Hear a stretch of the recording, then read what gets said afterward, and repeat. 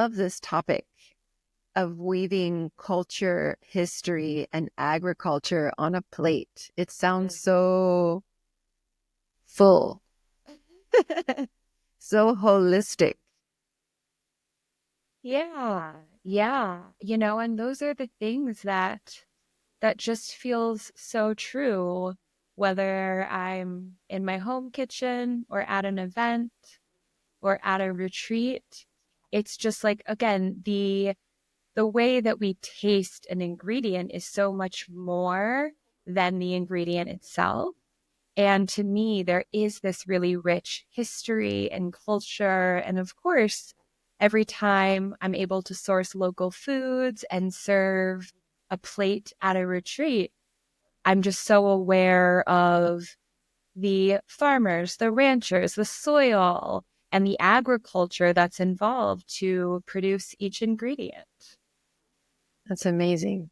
I don't think, I mean, on average, I don't really think about those things, but it's the journey that each piece of food takes in order to make it to the store and then eventually make it to your plate. And then we scarf it down in 10 minutes. I am also guilty of that. And that is something that is my number one goal for retreats in 2025 because and the intention actually is to ensure that I take, even if it's just 15 minutes to sit down with my food.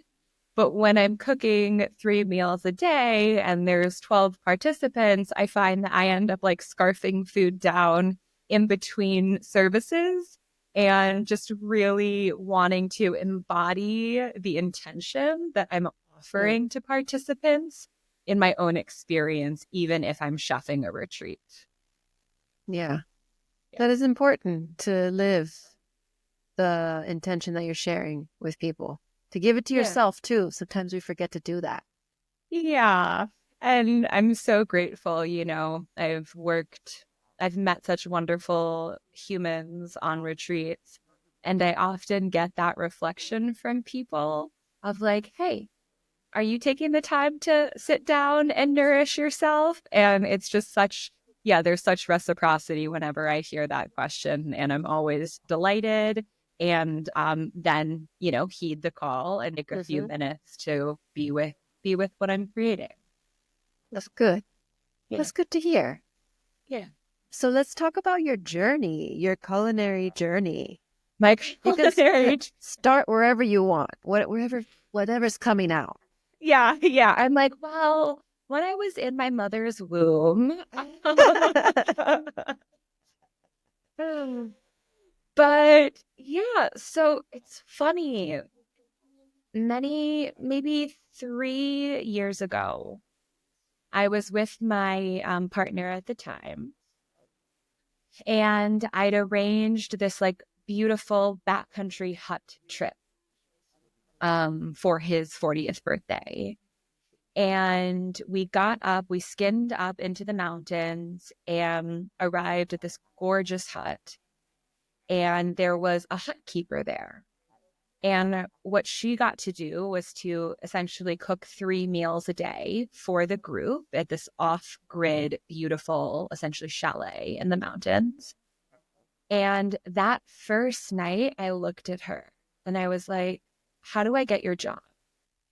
And she put me in touch that night with the owner, who has since become a dear friend. And in fact, they were hiring for the next summer. And I wound up spending a year up at 11,000 feet cooking 3 gourmet meals for 8 people a day, give or take. And I just completely fell in love with cooking for people in a more professional setting. And, before that was a home chef and actually spent a couple of years really like studying cookbooks. I had a time that I called my Asian Julie and Julia, where I bought this cookbook and every single night was producing a different recipe. So all that is to say, I'd had many years of experience cooking for myself, cooking for friends. And then this all culminated when I started working at the Hut 3 years ago. And during that time, I was in graduate school and thought that I was going to become a full-time therapist upon graduation. And then life took a funny turn, and I realized that therapy for a little bit wasn't really in the cards for me, and I was trying to figure out what am I going to do? And so this was about a year and a half ago. I was like, what do I love? What makes me feel alive? And on a very auspicious astrological day, I think it was August 13th of 2023, I was like, I'm going to start my own business. And I did. And it's looked, a couple of different ways over the past year and a half. And now I'm really settling into retreats as the main pillar of the offerings, and still doing some private dining as well. And so that's, 4 to 5 courses. It kind of looks a little bit different. Yeah, I'm very, very high end. And when I've reflected on, I've done a year of retreat chefing, I've done many private dining experiences. There's really something about the retreats where I feel so at home and I feel so well placed. And, at face value, although there's a lot of nuance to this, just a group of people who are gathering with the idea of immersing in a retreat space. Mm-hmm. There's just something about, and I get to share what I do starting at a different baseline, because what I've learned is that as a chef, for me, if people kind of aren't interested in the relationship between how we feel in our physical body and how that is bridged and relates to the general beautiful earth body that we all reside within, then I'm probably, I can still speak to what I do, but I'm going to meet people where they're at, and I'm going to speak to it in a different way, because I always do speak to my beliefs around the relationship between, what we eat and the lands with which we live. But I get to start at a different point in conversation when people are arriving to retreat, to nurture and care for themselves and one another. And so I've just found, I feel so well placed in retreats. And every retreat I've worked, I've just had the opportunity to meet such incredible people. And ultimately, what I often say is that what I get to do on retreats by way of centering seasonal, local, and organic ingredients is support people's embodied experience. Because there's a woman with whom I work, and we did our first retreat a few months ago together, and she had done retreats at that same retreat location where the participants were eating essentially at the retreat cafeteria. And it's not a place that's particularly well known for its culinary offerings. And what she found is that people had less energy to be present with what was moving through in the retreat container, because on a practical level, their energy was going towards digesting this food that's laden with sugar and refined flours and preservatives. And so when the food is, and I don't always love the word clean, but when the food doesn't have preservatives and additives, and there is a connection to the local lands, I genuinely believe, and it's been my experience time and time again, that people have more energy to immerse in the retreat, because the food is easily digestible and the body recognizes the seasonal ingredients and says, oh, yes, this is how we evolved with land, was by eating seasonally. And so it's an honor each time I have the opportunity to support retreat participants and to hopefully contribute to their embodied experience. Mm. That's a really unique perspective. It made me think about when I was trying to, I've been through a few phases, like eating the SAD diet, the standard American diet, and then going full vegan, and then being vegetarian, and then being pescatarian, and then flexitarian, which I think I told you last time. And part of that journey was asking a lot of questions about the different diets in the different regions of the world.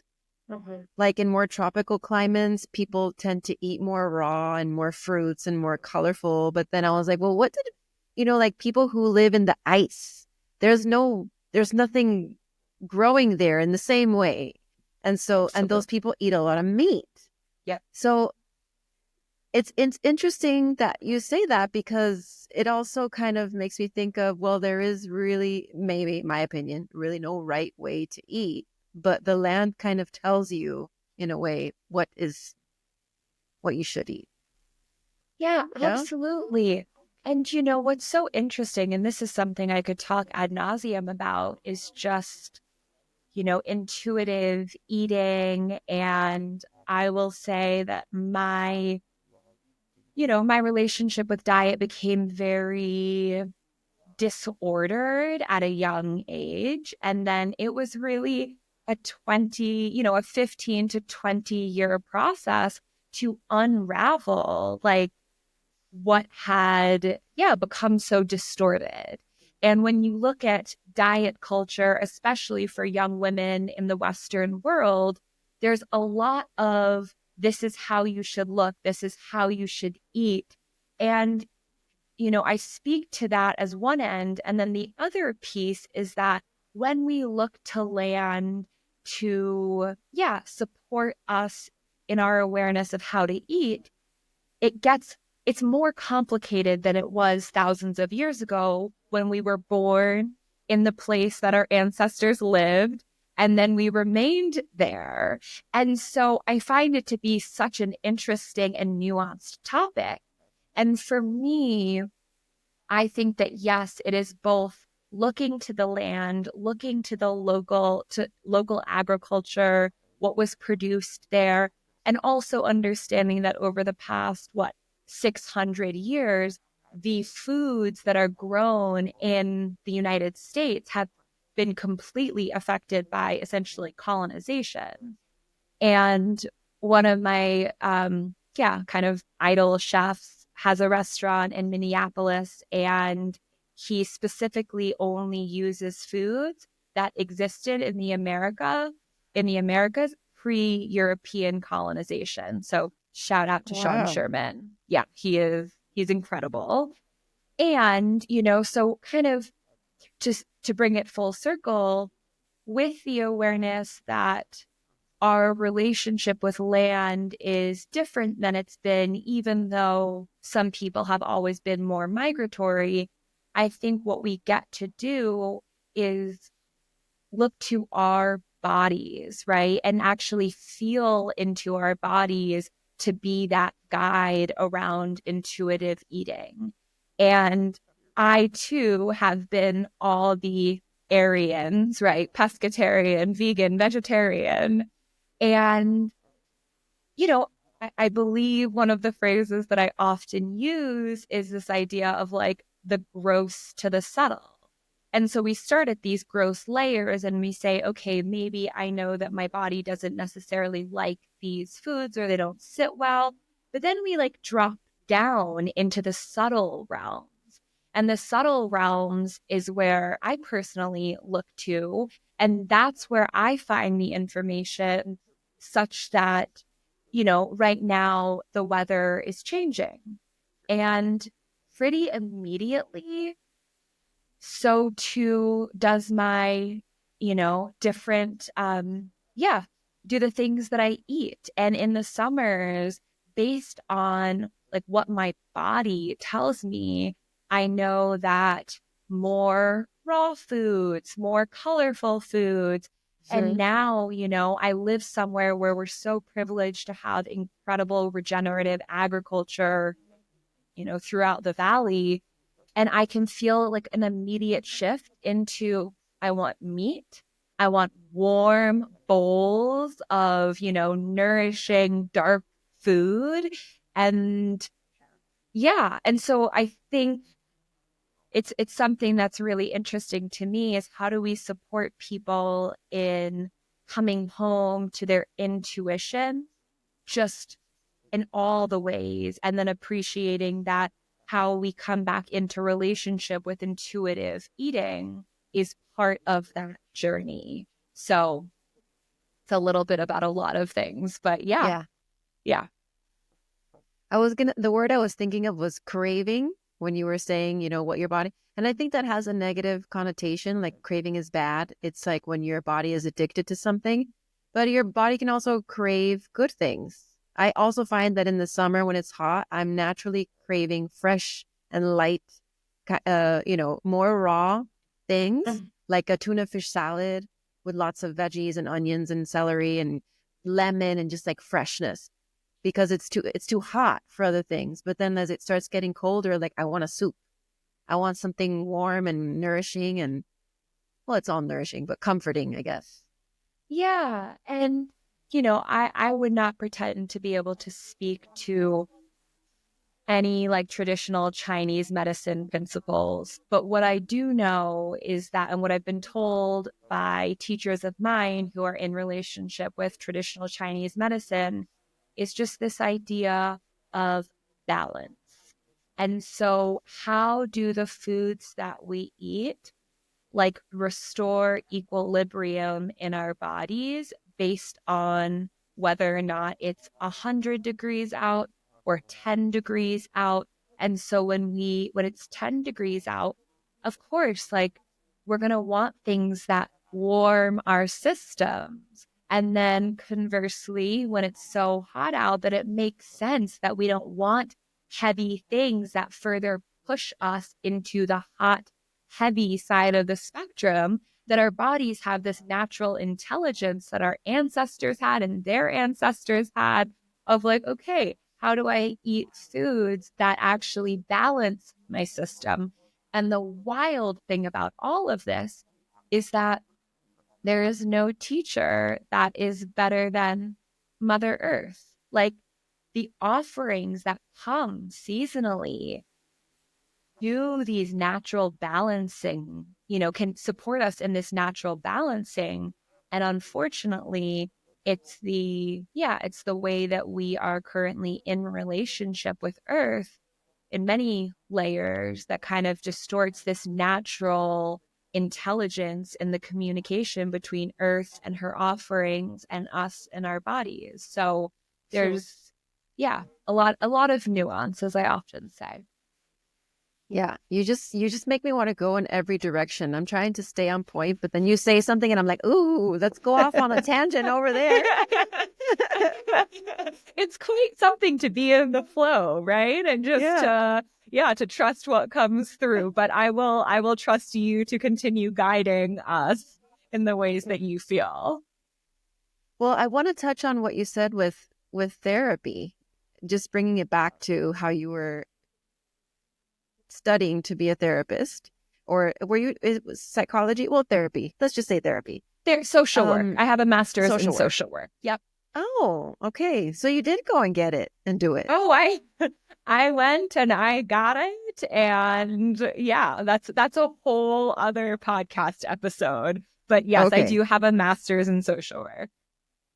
Well, but it's interesting because I was talking to Tiffany, who's another chef, and she was talking to me about how a lot of people come and just sit down and start chatting with her as she's cooking. And so and she's like, I'm not a therapist. I'm not trained to be, but those moments just happen, you know? It And it's so funny you name this because that is my experience, that in every retreat, no matter whether the kitchen is open or closed, people come. People come to the kitchen. And there's just so something to me like kind of primal about that, of gathering where we eat. And yeah, I mean, it's been reflected to me that some of people's, most intimate conversations have unfolded in the kitchen at retreats. And, I remember sometime in the past year, I was explaining to someone what I do as a private chef. And I was like, well, it's not that different from social work. Like, I think being a private chef and being a social worker are really not that different. And that did not resonate with the person to whom I was speaking, which is absolutely okay. But, I do think that, to me, being a therapist is about connection.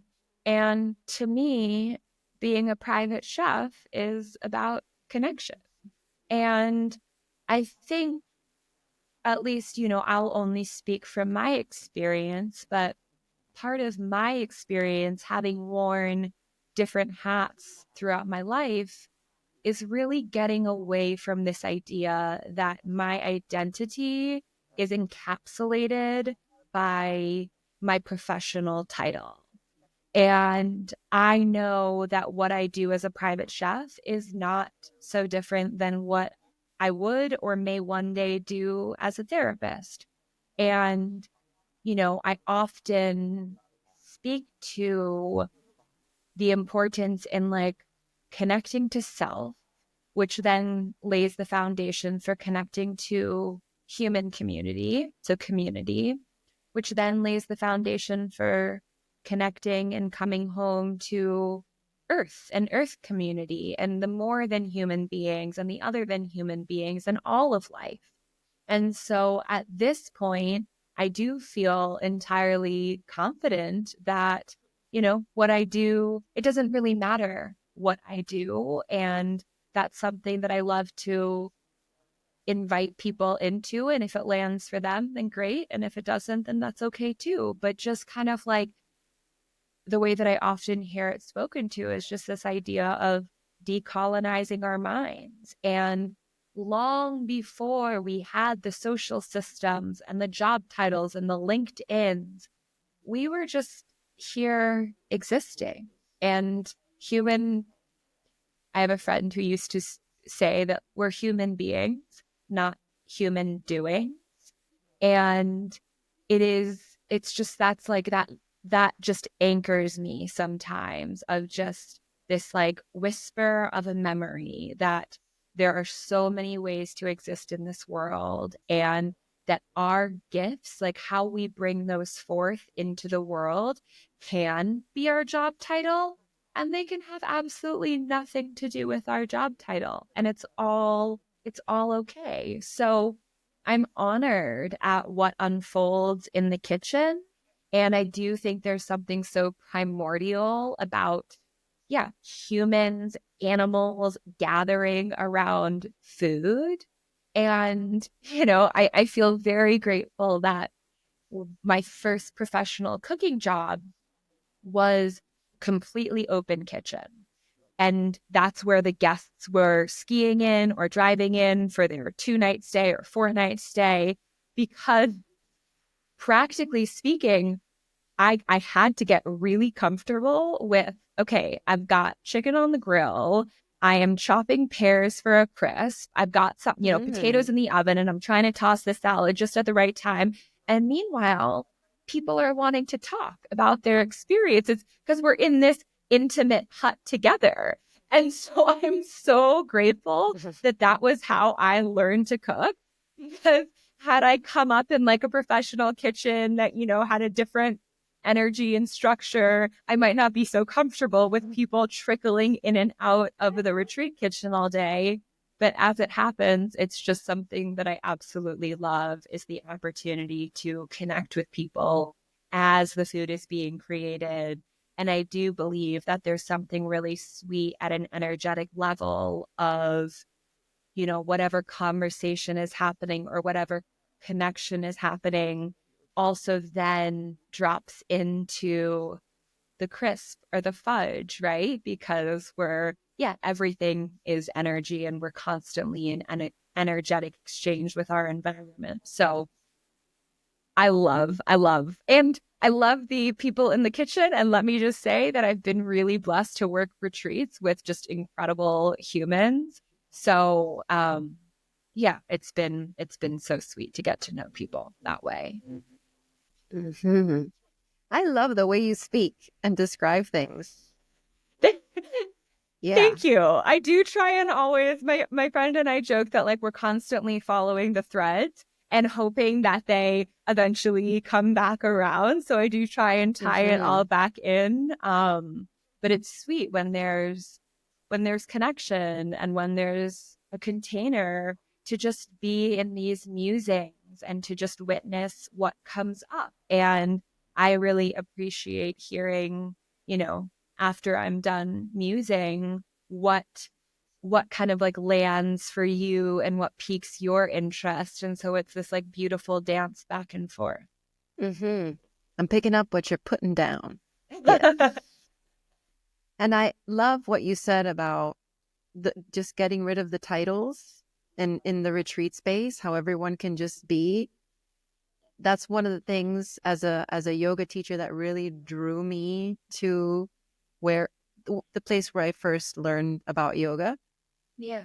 back in Miami those years ago, because you could be in a room full of people at different levels in life doing you don't know who you could have next to you, but in that space, in that container, everyone is the same.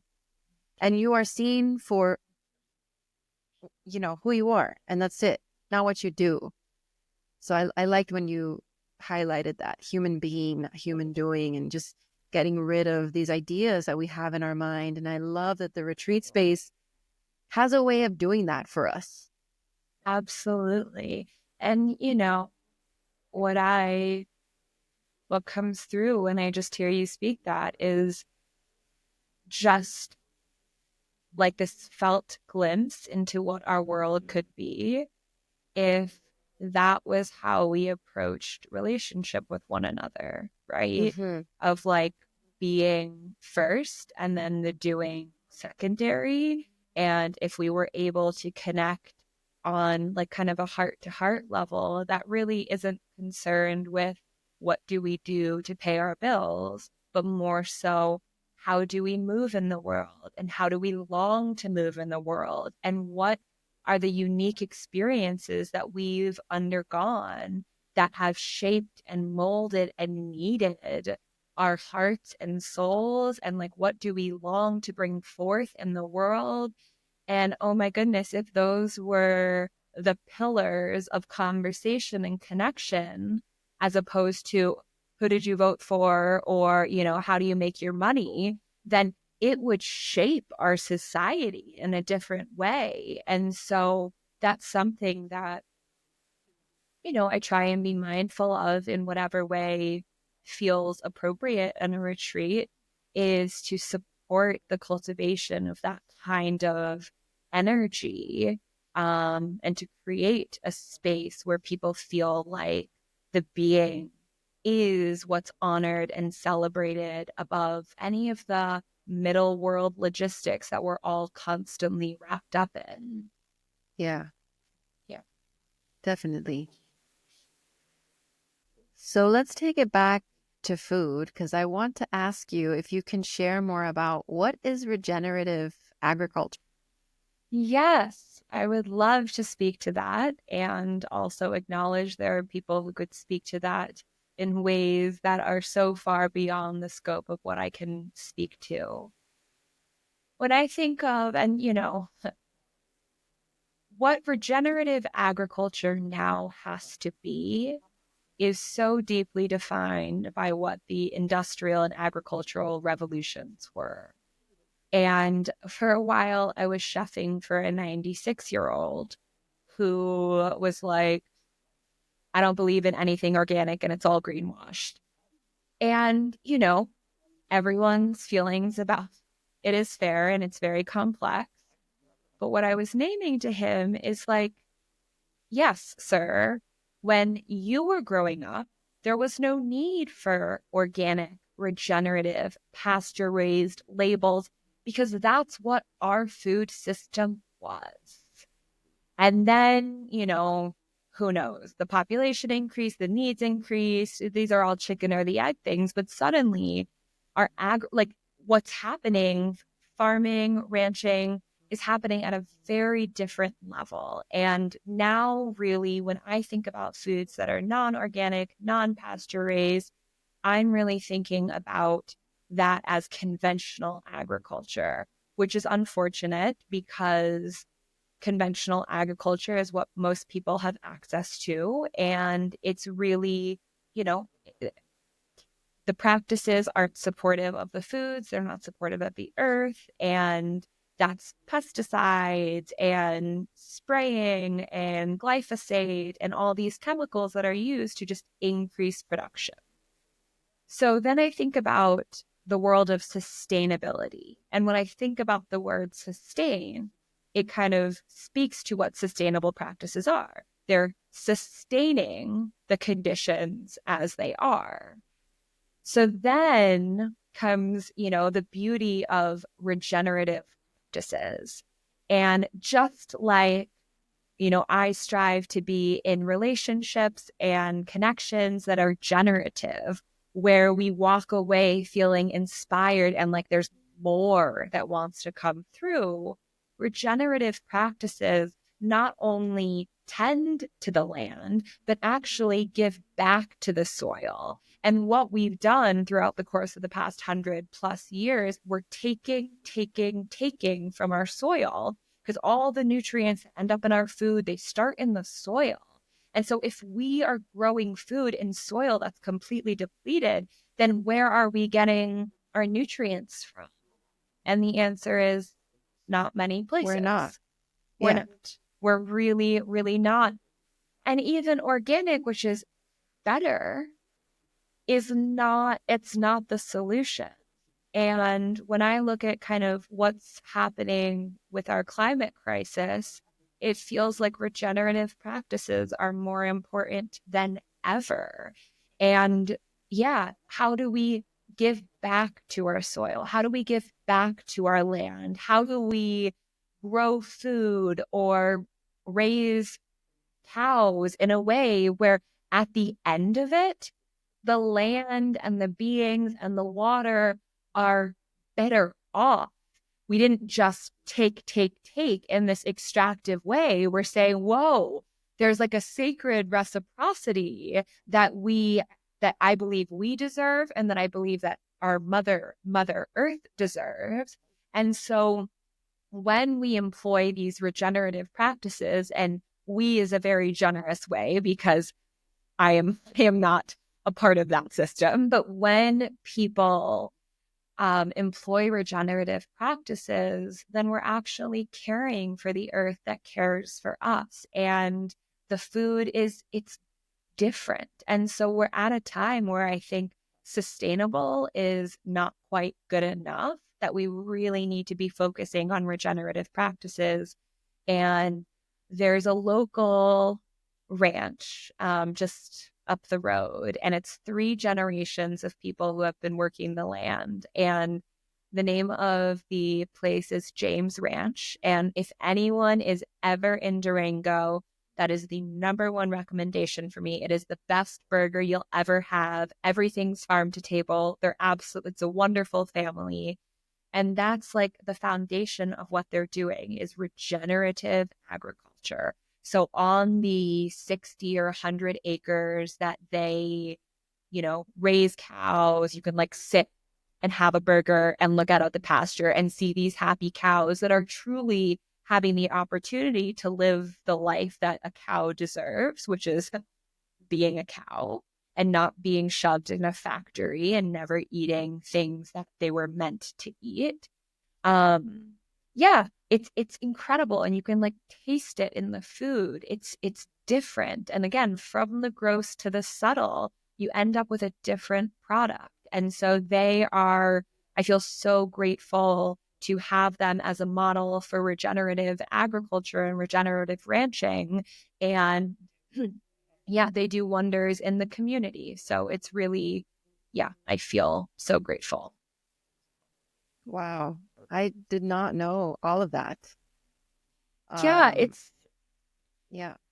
Yeah, it's really interesting. And, this is my job in so many ways. So I think that just, I have this idea that like everyone is holding down a different corner of perspective. And the things that I have learned, like I didn't learn them in school. Nobody talked about our food systems and No. sustainability and regeneration. And so it's hardly, when I first started digging my heels into this or like getting into it, yeah, I too, I mean, I was just kind of horrified at what I didn't know. And what I always come back to is that we don't know these things because we're not meant to know them. And, Of course.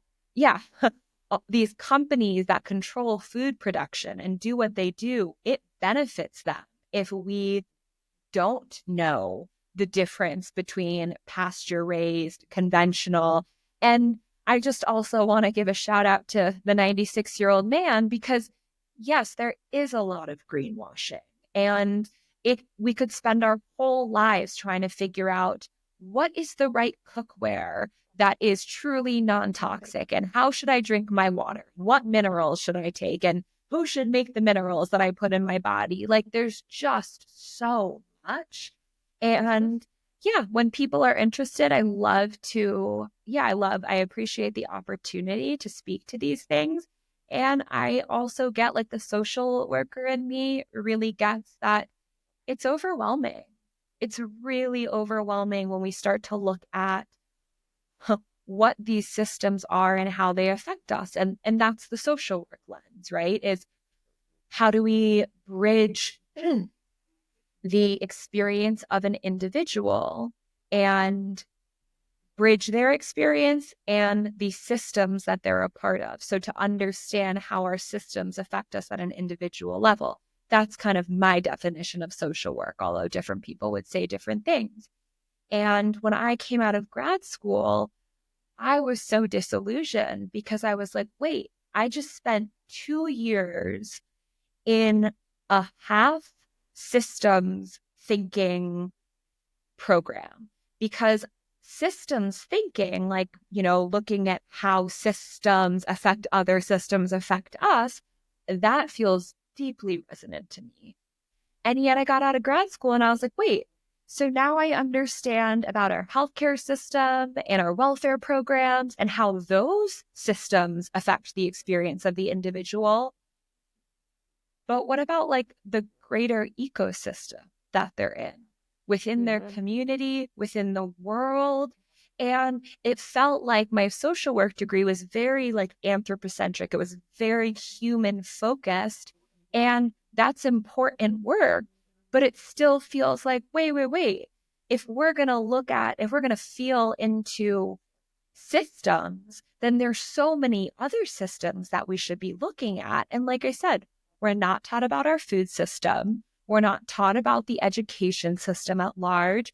And so we're really kept in the shadow of understanding this world that we're in. And like I said, it can be overwhelming. So I've learned like to titrate, right? To go in, come out, support my nervous system, settle, and ensure that my capacities come back on and then touch back into it. But yeah, these are things that I've learned through years of reading and listening to people and, doing my best to sift through the disinformation and the misinformation. And still, I just want to say that there are times where I get to source like 90% of the produce locally for a retreat.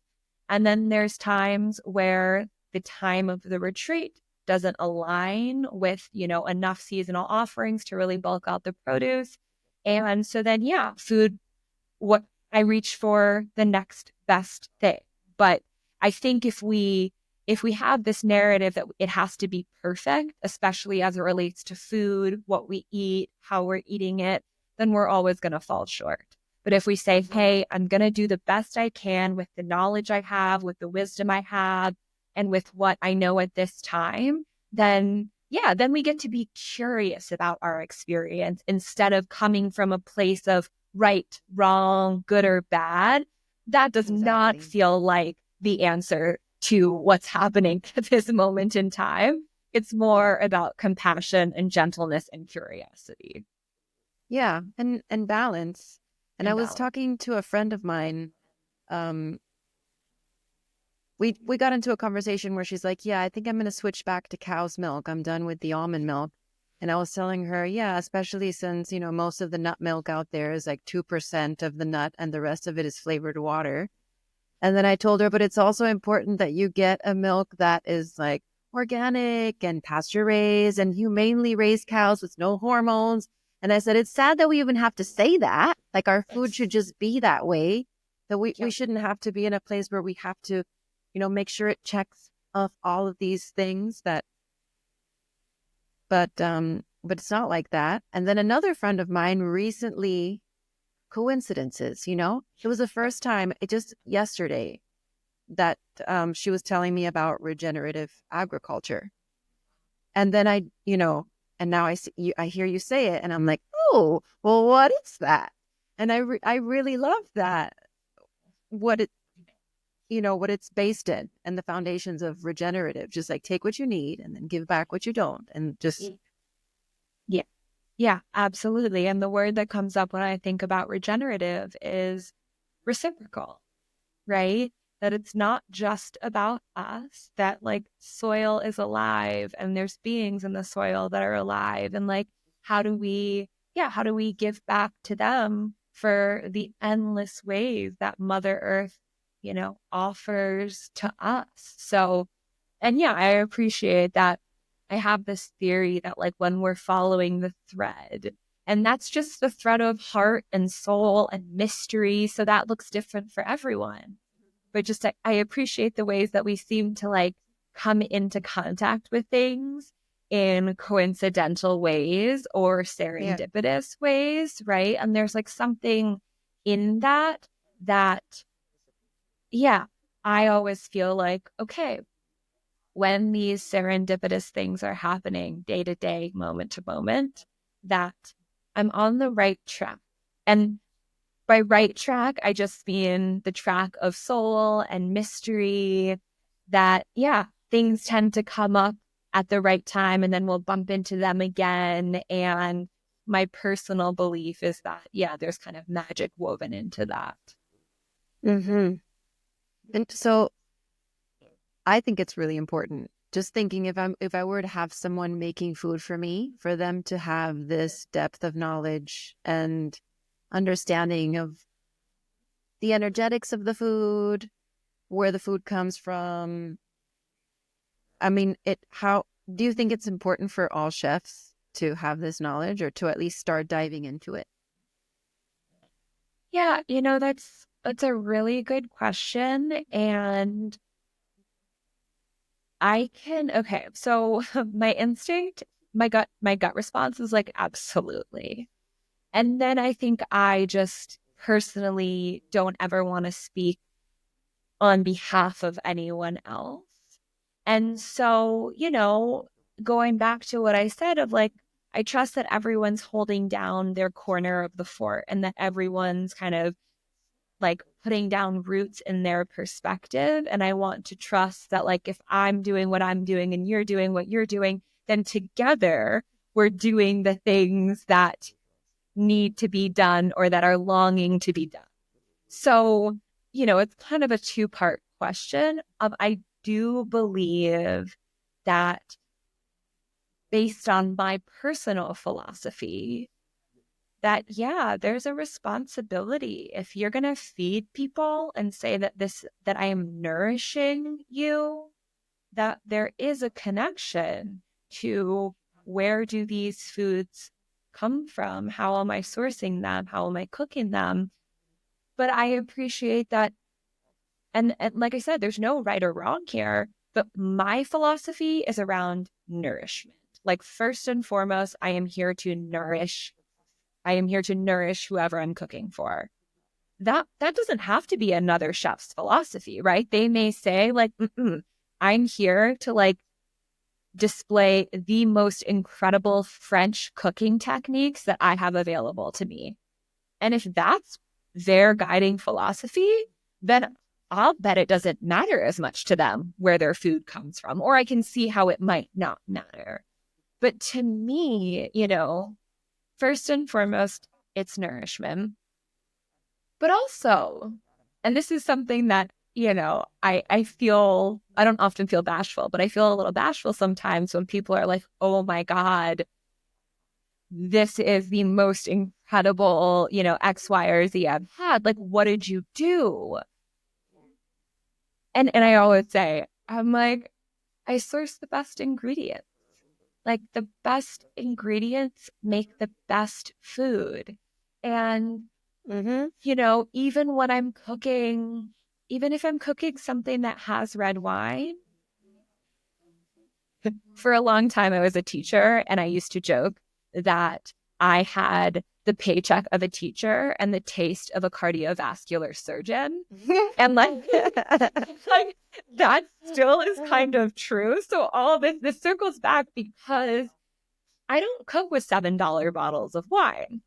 I can't really afford to cook with $25 bottles of wine, but that I kind of do because I do believe that, like, and I think Julia Childs, maybe she talked about this. There's some great female chef who talks about the fact that your food is only ever going to be as good as the quality of the ingredients that you're cooking with.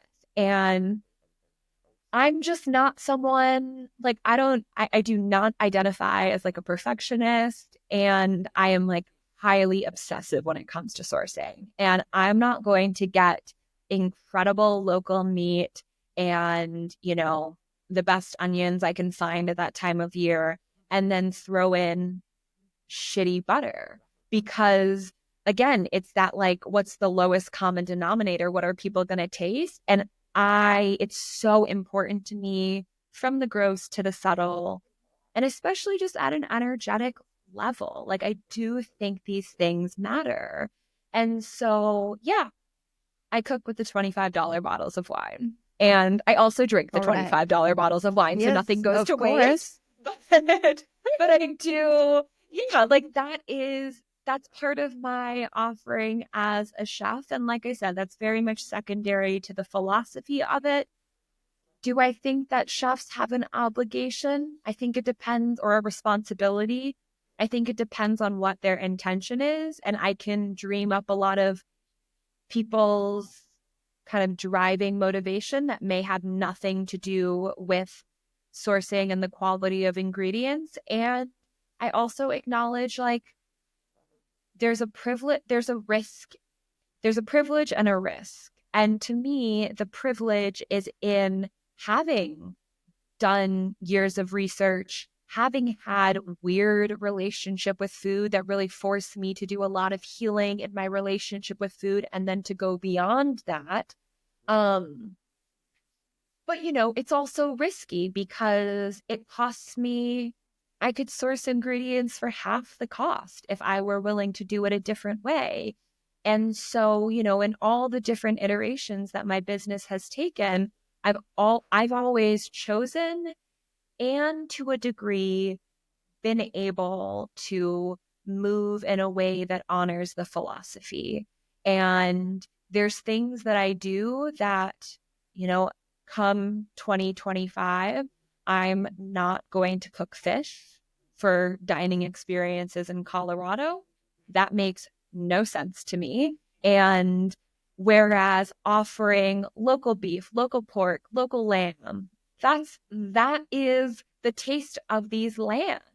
And so again, there's this kind of like risky piece to that, because I might bump into people who say, no, I want salmon. And if you're not going to cook salmon, I'll find another chef who will, who's willing to do that. But, I think there's this reward piece of then if we're willing to and able to take that risk, then we end up working with people where there's a much deeper sense of alignment. And that is generative for me.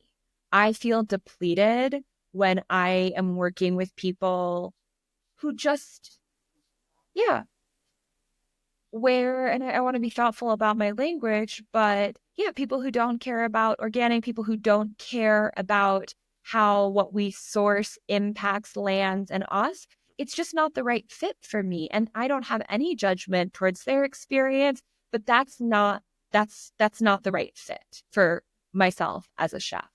And so, yeah, just I get that, we're all doing the best we can with what we have. And so if someone doesn't have the capacity or isn't able to take that risk, that's understandable too, right? So there's no Yeah. right or wrong, but yeah, I happen to care a lot about these things, and that's just me. And I was going to say, people that maybe they don't necessarily make those choices, but they're open to trying something new so that their horizons can be expanded, and maybe attending one of the retreats where you're there cooking in this way, it just really resonates with them. And it was like the first experience they've ever had with it is Yeah. with you. It's a Yeah. great way to And share. the thing that I love about food, that I've always loved about food, and it speaks to this on my website, but food is an invitation into deeper relationship with the lands with which we live. And that's it, right? Like, food is not forceful. I would never sit down and tell anyone how to eat, but there is something when I do what I do, and then I'm able to offer that at retreats, and people eat it, like they can have the experience for themselves. Because I thought about doing this locally, but just like having a dinner where I cook something that's made up of solely conventional ingredients, and then something cooking the exact same dish with organic and local ingredients. And that actually like speaks for itself. It tastes Yeah. for itself. People Mm-hmm. feel that. And so there's something so sweet about food as the medium, where I'm like, all I have to do is do what feels true for me. And then people will have the response that they're meant to have, that they're opening to having, but you can taste the land, and that's different. And like, I just love how invitational food is in that way. Mm-hmm. I completely agree with you on the ingredients, and my banana bread is proof of that because it's very simple. I don't do anything crazy, but when people eat it, they're like, "Oh my, this is the best bread." Like, how did you make it? What did you put in? I'm like, it's just a regular, it's banana bread, like it's bananas, it's flour. And like you said, it's everyone has their priority, and everyone's priority is valid because we're Yeah. all here to experience whatever we want to experience. For me, like you, I like to eat really good, the highest quality possible that I can. Yeah. If as far as high as I'm allowed to set the bar, I will set it, and you can totally taste the difference. Totally. It's Yeah. like a whole nother product. Yeah. It it really is. And when I like close my eyes and dream of the world, that could be and maybe is in some parallel universe, it's one, to your point, where people don't have to go to the grocery store and say, is it regenerative? Is it organic? Because it all is, right? And so to me, it's never about like, I just don't believe in blame and shame in general. And so it's not about telling anyone that what you're doing is wrong, but it is about inspiring people or piquing their interest so that collectively we can make pushes for a different food system that essentially raises the bar so that everyone, at the very least, isn't Yeah. eating food that's sprayed with chemicals and, yeah, grown in these really toxic ways. Because yeah, that's like the opportunity that we all deserve. And part of what I struggle with in this kind of like organic food movement is that it's very privileged. Like the way that it currently is can come across as very privileged, when Mm-hmm. in fact, like, everyone deserves to not have their food being sprayed with these chemicals that are causing cancer, right? Like, we know this. And I think we definitely don't have to step into this room, but I do think that it will be really interesting to see what happens in the coming years within the United States. I can just speak to that from kind of like a health and regulation standpoint, because we know that these big companies are putting food in, especially kids' food, that is Mm-hmm. toxic. No one's debating that. Why is it there? And so I feel really curious about what the next few years, yeah, what will unfold. And in the meantime, it's like, yeah, how do we raise the bar on our food system so that everyone has a base, has access to a baseline of health when they go to the grocery store and pick something off the shelf? Yes. Yeah. That's a world I want to live into. I agree. So, my friend, wow, what a conversation. I have been enjoying it a lot. Me too. Um, and we did not get to go through all the, I knew we weren't going to, but I just have one last question. Is there anything else you'd like to share about retreats or cooking at retreats or your experience with food in general? Yeah, I do believe, and if someone decides to bring me on, then of course that's always an honor. And I'm just speaking this in general because I do believe that one of the most important aspects of a participant's experience on the retreat is food, and is creating a meal time where people, the last retreat that I worked, the woman who was facilitating, they often had meals in silence. And not all the meals, but I'd say about, like, I think breakfast was most often eaten in silence. But still, everyone is sitting there.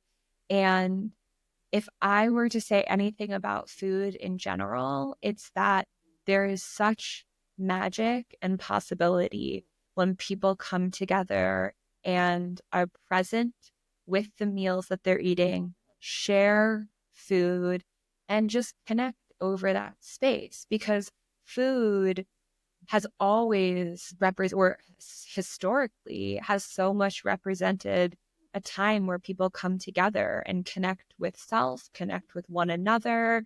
And so, yeah, having wonderful food on a retreat does support the experience of participants, and especially not having people, grab food and take it to their room or disperse. Like, there's something really incredible when we carve out time to be with each other, to be with our bodies, to be with food. And yeah, I have witnessed so much magic in that space. And I'm always honored to support in, whatever way I can, whatever way I'm able. Thank you. That was beautiful. You are beautiful. And thank you for being here, Hannah.